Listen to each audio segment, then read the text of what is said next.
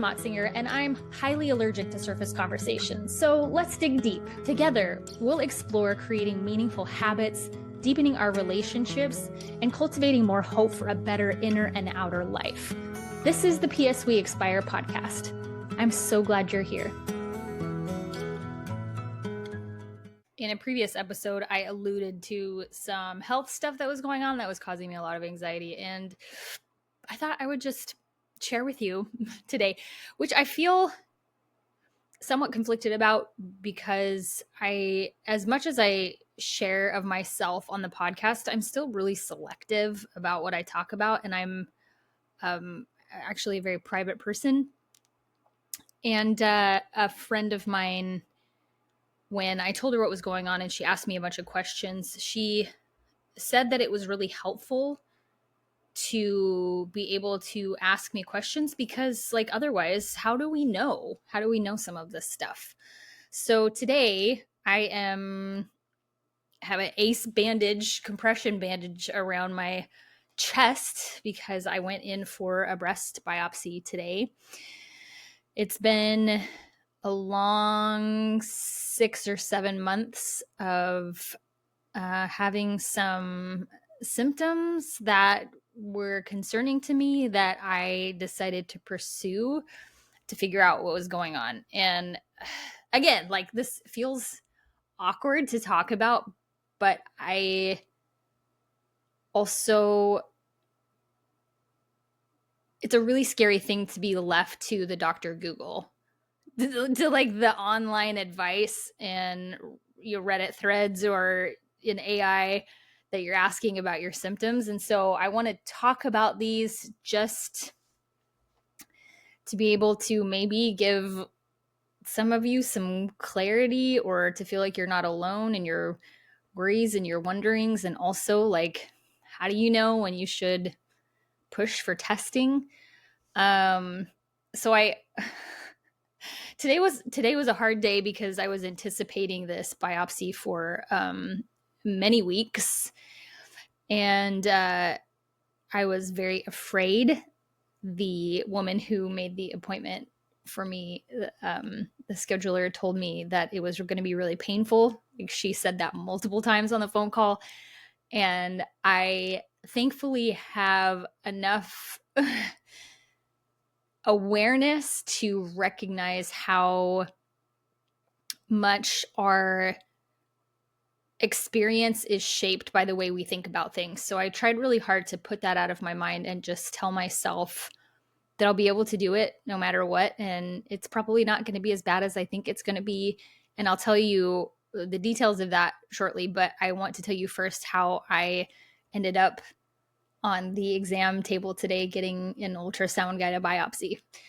So I had, like 7 months ago, I had this really painful lump in my breast that just showed up, and not on purpose. It wasn't happening on its own, but also I wasn't trying to do this. I just somehow ended up having some nipple discharge.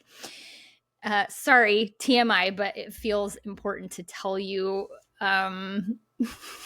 some things just so that you know and you're aware for yourself. Anyways, it is normal to sometimes have some nipple discharge depending on your menstrual cycle and hormone fluctuations and stuff. It is less likely that you would have discharge from only one breast, which is the case for me. So that was kind of like number one for me.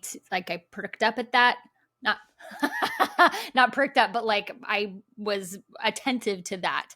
I've always been a big advocate for self breast exams and going to the doctor if I need to. I kind of walk that fine line between being independent and waiting things out, and also weirdly not wanting to be a burden to my doctor, which is kind of a weird thing, but I'm sure that you're familiar with this, where you have something going on and you talk yourself out of asking questions about it or setting up an appointment because sometimes it resolves before the appointment happens. And sometimes you get in the appointment and if you're anything like me, like I get into the appointment and I do the work of saying what's going on and then offer up my own explanations or like downplay whatever the thing is. And I'm not really sure where that motivation comes to downplay my symptoms, but it's a habit, and it's something that I'm trying to not do anymore, to just say, this just doesn't feel right. And can you help me investigate this further? And I also recognize like two very real challenges in the healthcare system in the US is that doctors don't have very much time with us at all, maybe 15 minutes. And they want to have more time with us and they want to be able to troubleshoot things with us, but they just don't have the time. And so that is a very tricky reality. And the other thing is like cost. How much things cost sometimes can be such a massive deterrent to going and figuring some things out, or taking care of things that are worrisome, or asking questions. Because if you don't have money to pay your copay and your deductible, or if you don't have health insurance, it's like, where am I going to come up with the money to do this? And even though we have health insurance, things still cost a lot. Things cost a lot. Like well, I don't need to totally go into this, but I could definitely rant for a long time about that very, very problematic part of our healthcare system.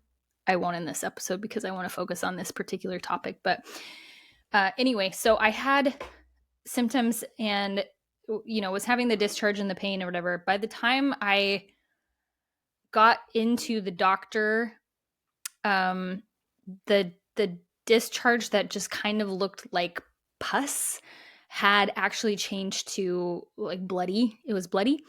And that also made me more concerned, because the lump and the pain had cleared up, but the discharge was there and it was bloody instead of just like kind of pussy grossness.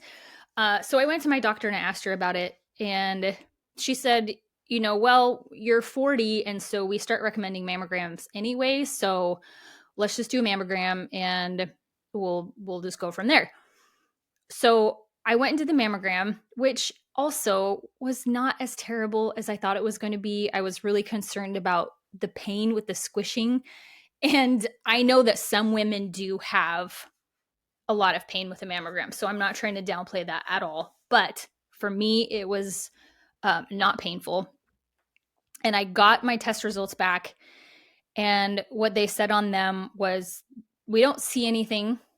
It looks totally clear, but you do have very dense breasts, which just means that for women who have dense breasts, there's a lot of breast tissue and not as much fat. So there can be, for other people, a bigger ratio of fat to breast tissue. For people like myself who have very dense and fibrous breasts, the density can make it really difficult or impossible to see abnormalities, because if there are any abnormalities in the breast, they don't show up as well because it ends up being the same color and in the MRI readings as your breast tissue. So it makes it really difficult to see that. So they gave me like I'm in a higher bracket of risk for breast cancer because of my dense breasts, and also because my maternal grandmother had breast cancer. She was effectively treated. It didn't have any long-term complications from that at all. As far as I know, didn't have recurrence of it. And I think she was in her 50s at least, maybe 60s when she was, probably 50s when she was diagnosed for breast cancer. So I don't have a strong family history of it, but the dense breasts perhaps make people more at risk for cancer, for breast cancer. So all that to say, I still wasn't confident that I could just let it go at that point. And this is a really important junction in this healthcare decision, because I don't think that I would have been recommended any further testing, I think I could have just looked at the mammogram results that said everything looks clear and been like, okay, I'm good to go. But I didn't. I advocated for myself and said, I really want to do additional screening. So the next step was to get a breast ultrasound.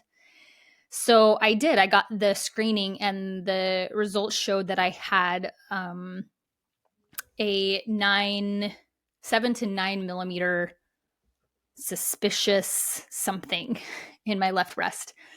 It's still, when the radiologist saw it, he still noted that it was like was suspicious, but like on the low end. Like they didn't see any scary things in my lymph nodes or anything like that, but that it was still marked as suspicious, and an MRI was recommended. So then I had to wait for the MRI appointment. I ended up going, because so I don't know if this is how the order of events goes all the time, but this is kind of how it went for me, partly because I live in a rural area and we don't have all of the equipment. Like they don't do breast MRIs in my area. So I had to drive an hour and a half to the city to have further discussions with a breast care physician. And I had to do that appointment first before they would do the MRI, which is kind of annoying because I was like, if I know I have to get the MRI anyway, but it goes back to like just the insurance, how the insurance policies work out and how you have to get pre-approval for stuff if they're going to pay for it. And it ends up making things take so long. And one of the hardest things about dealing with health stuff like this is the waiting. The waiting is like, it can be very emotionally and mentally taxing to just wait and wonder and worry and have to deal with your own anxieties about stuff while you're waiting to talk to somebody, while you're waiting to get tests done, while you're waiting for the test results. So all the while I'm dealing with these like very practical, necessary steps to take to just make sure that I'm taken care of, I'm also dealing with all of the big emotional and mental things that come with the uncertainty of what's going on in my body. So I went and I met with the breast care clinic and saw a physician who, specializes in boobies, and had a really great appointment with her and learned a ton about next steps, and probably more than I really needed to know. Maybe partly because I'm a curious person, I ask questions anyway, but learned a lot of things that are not applicable to me right now. Anyway, but got the MRI scheduled. So went and got the MRI, which is an MRI is not a very pleasant experience anyway. I had to do the MRI with and without contrast. So it also included getting an IV place to be able to do contrast. So like if you've never had an MRI, the first thing that you can know about it is that it's really loud and that you have to stay very still the whole time. So depending on which part of your body you're getting the scan on determines how long you have to be in the MRI machine. But so when I was getting my breast MRI, yeah, I had to lay face down on the table, and it's like this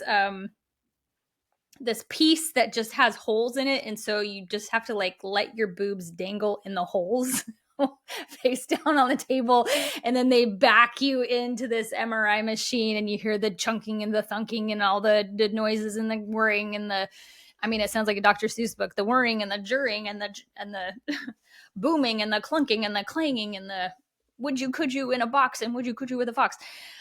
So I do the MRI, and after that, that day I cried a lot, partly because it's just like everything that you wait for, every step that I took, I didn't realize like how much I was holding in. And oh wait, no, it wasn't that day that I cried. I probably did cry that day though, just to like get it over with. But then it was when I got the results back from the MRI that I cried. So I do want to tell you though a story about being in the MRI machine. They let me listen to music. They typically will give you earplugs anyway, just to help buffer the noise because it can be so loud. But they let me listen to music and they said, what type of music do you want to listen to? And I said classical. And the very first song that came on, well, it was already kind of playing when I put the headphones on, but then the first song that came on after that was my very favorite cello piece. It's so beautiful. And so I'm listening to this song and then I hear, not audibly, but in the deepest parts of me, I hear Annie say, "You're going to be okay, Mom." And then I started crying. And that's really unfortunate because you're not supposed to move. So I was like trying to hold it in so that I didn't just have like snot dripping down my face that I couldn't wipe away. But I felt so comforted in that moment. I felt so connected to her. And what I think was helpful about that is that she didn't tell me that nothing was wrong. And she didn't tell me that my tests were going to come back negative. She told me that I'm going to be okay. And that is a comforting thing that will be with me always, regardless of my external circumstances. That it was a reminder to me again that I am internally resourced and I am capable of handling heartbreak and handling hard things and handling unpredictability, and that I'm going to be okay. I'm okay. I am okay. So a few days later, very quickly got the results back that they confirmed the same spot in my left breast. And I cried because, as our brains do, catastrophize and went to the worst case scenario. That I was like, I'm sure that when I have the MRI, it's just going to be like both your breasts are just full of cancer. That's like worst case scenario. And so to get, like, it was a relief to have them come back and say, it's just this one spot. We can confirm the size, the location. And I cried so much. I was so relieved. But then I had to wait for the next round of diagnostic testing, which was an ultrasound with an ultrasound guided biopsy. It's not a pleasant experience, but it also wasn't as bad as I thought it was going to be. I learned about it a bit, and I'll just tell you what it was like. So first they had to do an ultrasound to confirm that what they saw on the original ultrasound and the MRI was correct. The location was correct. And then the doctor came in, and she sterilized the breast and draped all the other areas because it's, that spot is sterile to make sure that you don't end up having a higher risk of infection of the site. And she numbed the breast, which doesn't feel great because, like needles and stuff, but I wouldn't say that it was really any worse than if you've had dental work done and you have to get numbed up for that. Of course, it's like in your chest and it's not in your mouth, but still, like it wasn't too bad. And then when it was numbed, there was a lot of pressure as she inserted the biopsy needle and used the ultrasound to make sure that it was in the right spot. And she was able to pull 3 tissue samples. It's like, I wasn't watching and I didn't ask a ton of questions. But it kind of is like a little vacuum. So it can vacuum out these really small tissue samples. And then that's what they send up to pathology. So she took the samples and then took that one out, inserted another needle, and put in what she called a clip. So it's basically like, like body safe material, and put it into the site where the biopsy was, where the tissue samples were taken. They want to mark that spot. So if they have to go back for any reason, it's much easier to see where exactly they got that. So I got that inserted and then had to go do a more gentle mammogram. It wasn't quite as flattening as the original one, but they just want to like make sure that everything's in place where it needs to be. I guess before that there was, cleanup and putting glue, like a 50-cent piece spot of glue over the incision site, with the instructions to not be in the bath or in a hot tub or go swimming for 3 days, to let that incision site heal. And so then they put this ace bandage around my chest, and then I've been icing on and off, every 20 minutes to an hour. And I can expect a giant bruise for sure. And before I came out here to record this podcast, I got a notification in my email that my test results were already in my chart.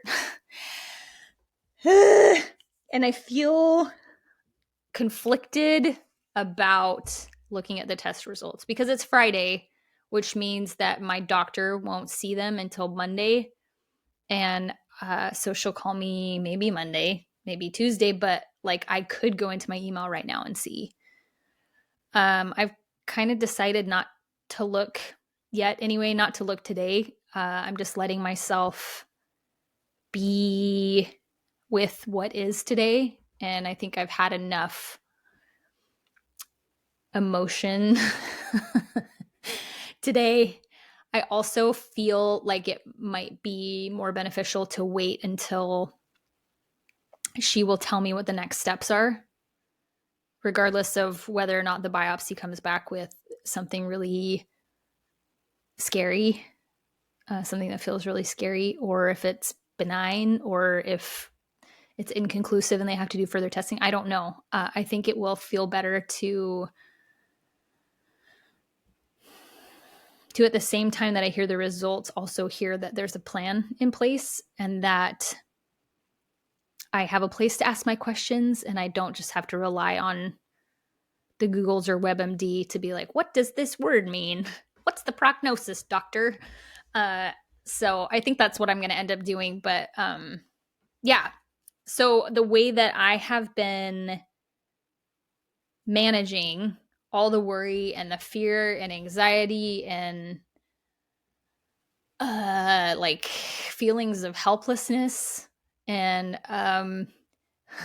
some of the like fear of just getting older and all of the realities that come with these bodies that wear out. I think I already have done a lot of thinking about this just because of everything that I went through with Annie.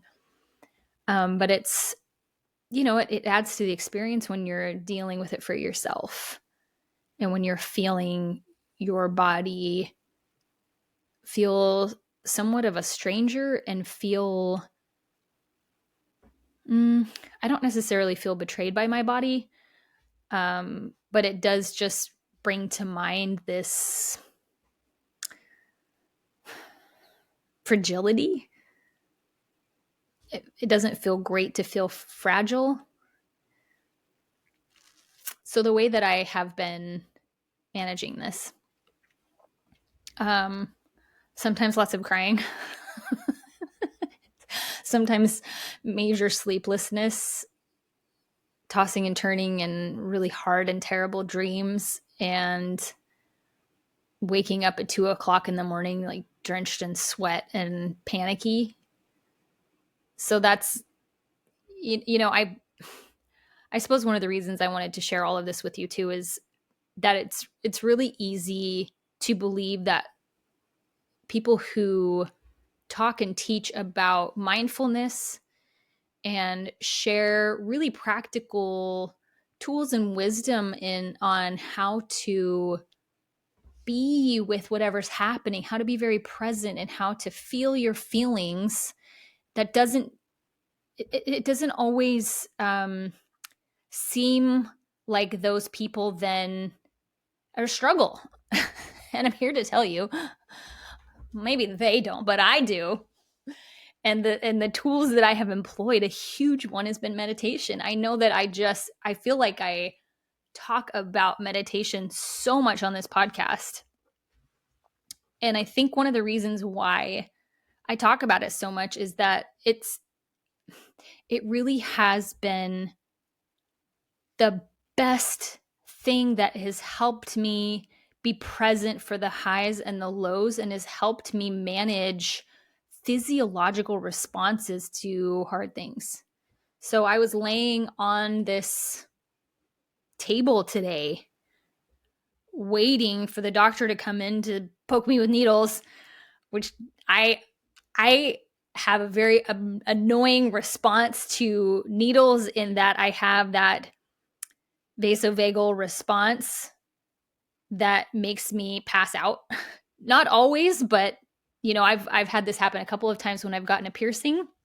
Actually, I think that happened even when I was like 10 and I was getting my earlobes pierced, but like I have a couple of other piercings, and it just hits me all of a sudden, and I'm like, bye. Like I feel all the blood drain from my face, and it's really annoying because I don't have any control over it. And it doesn't seem to matter how calm I am and how well I'm regulating myself. It's like as soon as that happens, it's like game over. I don't have any control over that. But meditation has been really, really helpful. So as I'm laying on this table waiting for the ultrasound tech and waiting for the doctor to come back in to poke me, I'm just practicing being present. I'm practicing talking to my body and telling it, you're doing a great job, and mindfully relaxing all the tense places and paying attention to my tells in my body of when I'm feeling tense, which are that my shoulders tense up, and my hand tenses up.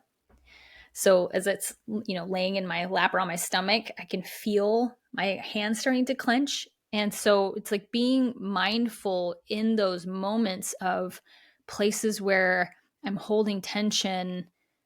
That is, it's a feedback loop in our bodies, like how our body is holding tension unconsciously is furthering the activation of the sympathetic nervous system. It's further activating. It's giving a feedback loop to our fight or flight.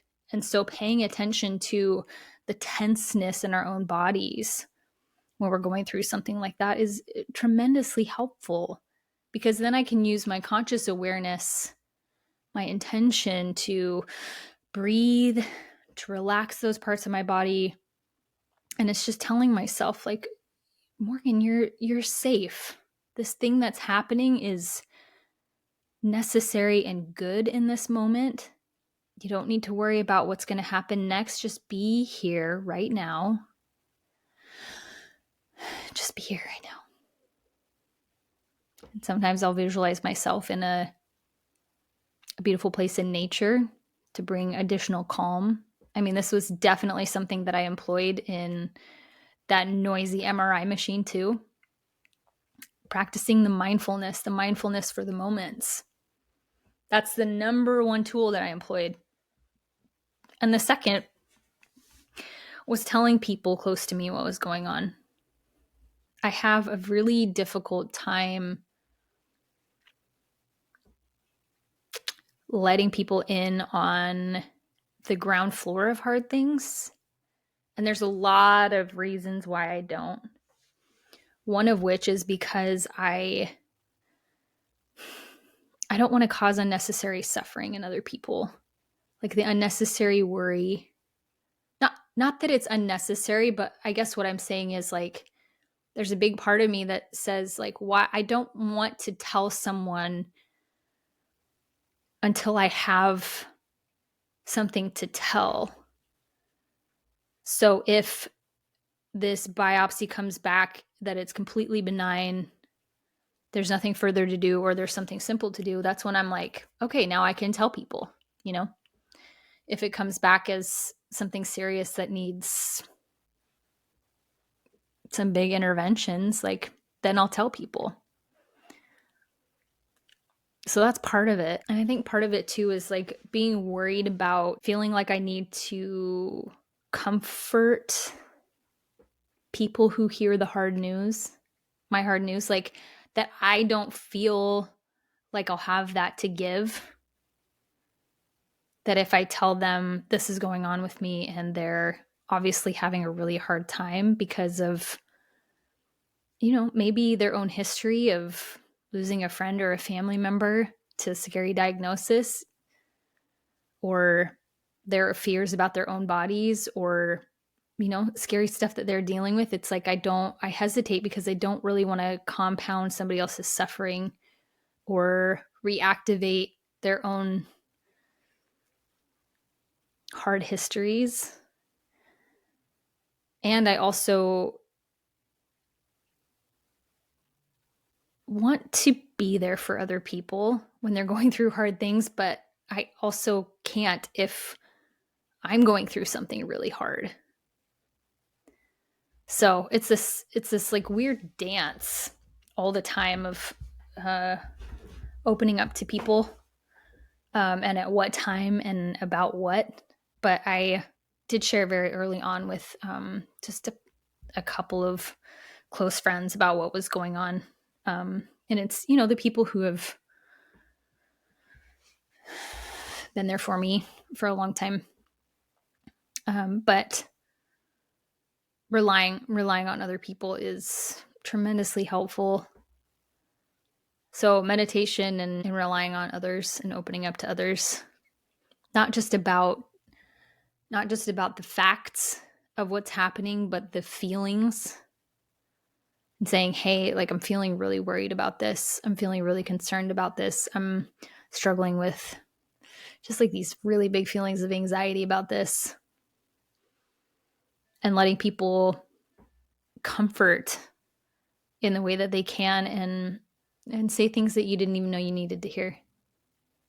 Know that people are in your corner and they really care about you, not just for the sake of getting to be privy to the news or like privy to the latest big thing, but really because they care about you and they check in with you and they see how you're doing. I don't even know if I'm going to release this episode. We'll see. Because again, like, I am a really private person, but I do think that reminding you to be your own health advocate, whether that is your physical or your mental health, don't ignore your needs. And be brave to speak up for yourself. I know it's really hard. It's really hard. And it's easy to think, I can do this alone. I can do it. Because you probably can, but it's really bad. It's not bad. It feels bad to do it alone. So be your own health advocate. If you feel like something is off, do some more investigation. Know your own tendencies and your own boundaries, especially if you struggle with any kind of like health anxiety. I remember when I was taking I was simultaneously taking an anatomy and physiology class and an abnormal psychology class. And I was like, there's so much wrong with me. I'm pretty sure I have all these diseases. And I also, oh my gosh, it sounds like I have all of these like mental health challenges. And I feel like I've heard many stories of medical doctors who are in school in their first year of residency, or maybe in their first year of training, being like, I for sure have XYZ rare disease. So I guess I would just caution you there. Like, yes, be a really big advocate for yourself, but make sure that you don't justify kind of like getting in the swirly thoughts and like the never ending WebMD searches or Google searches that just feed that anxiety. Like, take the things that you're afraid about and like put it into actionable steps. Also, learn how to check your boobies. Learn how to do breast exams. Stay on top of recommended screenings for things, especially if you have a family history of it. It's going to be really important because the way that I've thought about this is the sooner that you catch things, the better the prognosis. So the sooner you catch stuff, the sooner you can treat it, the easier typically it is to treat. So don't sleep on your health stuff, my friends. And I'll let you know. I'll let you know what happens next. Okay, wish me luck. Ugh. Right this second, I hate my tagline, but I'm going to say it anyway because it's true. P.S. We expire. Hi again, it's me. I tricked you. It's not the end of the episode. So that episode I recorded just over 3 weeks ago on the Friday that I had that ultrasound biopsy. And I got the test results the next week, and they came back as negative, which means it is not something big and scary. What they said is that it is a fibroadenoma, which is benign and doesn't need any further anything at this point. One of the tricky things about seeing that spot was a fibroadenoma is that it doesn't explain the bloody nipple discharge. So what they figured out about that is that I was diagnosed with duct ectasia, which just means dilated milk ducts. And I have that in both of my breasts, and perhaps in my left breast, one of those ducts just is irritated. And so I just have to leave the boobs alone for, months until I go for my next appointment with this breast care doctor. So that is the result of this whole adventure. I'm really happy to be on this other side of it. My boob still hurts, which I was reading that it can take up to 3 months to heal. I was not anticipating that at all. I wasn't anticipating that I would still be having some pain. So that's not a super fun thing to deal with, but I really do believe that it was worth it. It was worth it. The one other thing that I want to share with you is because one of the things I talked about in the episode was the stress of how much things cost, how much medical procedures cost.